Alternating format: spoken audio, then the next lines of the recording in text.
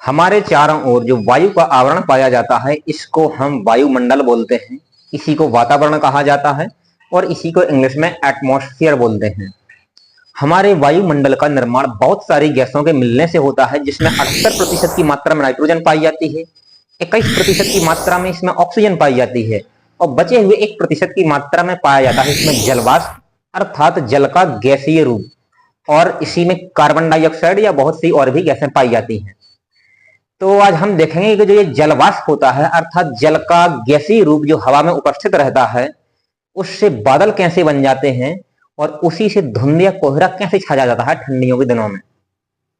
देखो होता क्या है, जब ये जलवाष्प बनता है तो ये बनता है वाष्पीकरण की प्रक्रिया से। वाष्पीकरण अर्थात जल का द्रव अवस्था से गैस की अवस्था में आना। जैसे हम पानी को गर्म कर दें तो वो द्रव अवस्था से गैस की अवस्था में आने लगता है, इसको हम बोलते हैं वाष्पीकरण। और ये वाष्पीकरण स्वतः प्रक्रिया होती है, सतह से होती है। जैसे जहां कहीं भी पृथ्वी की सतह पर पानी भरा हुआ होता है, चाहे वो नदी, समुद्र, तालाब, कुआं कहीं भी हो, वहां ऊपरी सतह से जल के अणु लगातार उड़ते रहते हैं। इसको हम वाष्पीकरण बोलते हैं। अर्थात जल के अणुओं का या पदार्थ के अणुओं का द्रव अवस्था से गैस की अवस्था में आना वाष्पीकरण कहलाता है। इससे हमारी जलवाष्प बन जाती है। अब जो ये जलवाष्प बन चुकी है, जब इसी जलवाष्प से वापस जल बनता है तो इससे बादल और धुंध या कोहरे का निर्माण होता है, और ये अलग अलग समय में होता है।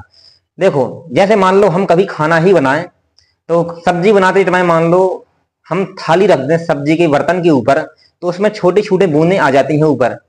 तो हुआ क्या, जब हमने खाने को बनाया या पकाया तो गर्म होने के कारण जल के अणु उड़े, अर्थात वो द्रव अवस्था से गैस अवस्था में बन गए। अब जो वो गैसीय अवस्था में जल के अणु हैं, तो हमने जब ऊपर बर्तन रख दिया, किसी पात्र के ऊपर बर्तन रख दिया, सब्जी के जहां भी ये दूध गर्म किया उसके ऊपर बर्तन रख दिया, तो वही जल के अणु गर्म होने के कारण जो उड़े थे, गैसीय अवस्था में गए थे, वही वापस पुनः द्रव अवस्था में बन जाते हैं। इसको हम बोलते हैं संघनन। यही संघनन की प्रक्रिया बादल बनने में और धुंध या कोहरा बनने में उत्तरदायी होती है। जब जल के अणु गैसीय अवस्था से वापस द्रव अवस्था में आने लगते हैं, अर्थात जलवाष्प से पुनः जल बनने लगता है, इसको हम संघनन बोलते हैं। यही उत्तरदायी होता है बादल बनने में और धुंध या कोहरा को छाने में। अब देखो ठंडियों के दिनों में क्या होता है, हमारे वायुमंडल में हर जगह जलवाष्प उपस्थित रहती है।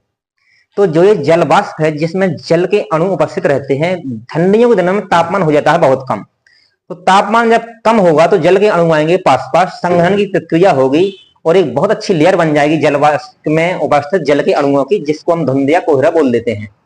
और इसी प्रकार गर्मियों के दिनों में क्या होता है, तापमान अधिक होता है, तो जो जलवाष्प में उपस्थित जल के अणु होते हैं वो लगातार ऊपर जाते रहते हैं। तापमान अधिक होने की वजह से वो लगातार ऊपर जाते रहते हैं, और ऊपर जैसे ही वायुमंडल में जहां तापमान कम होता है तो जल वाष्प में उपस्थित जल के अणु फिर से पास पास आने लगते हैं, अर्थात संघनन की प्रक्रिया पुनः होने लगती है और बादल बन जाते हैं। तो जब यहाँ बादल बनेंगे तो यहाँ भी संघनन की प्रक्रिया हुई, जहां और तापमान कम होगा तो ज्यादा बूंदे बनेंगी और पानी बरसने लगेगा। जब जल के अणु गैसीय अवस्था से द्रव अवस्था में आते हैं तो हम इसको संघनन बोलते हैं, और यही प्रक्रिया होती है बादलों के बनने में या बारिश के होने में और ठंडियों के दिनों में धुंध या कोहरा के छाने में।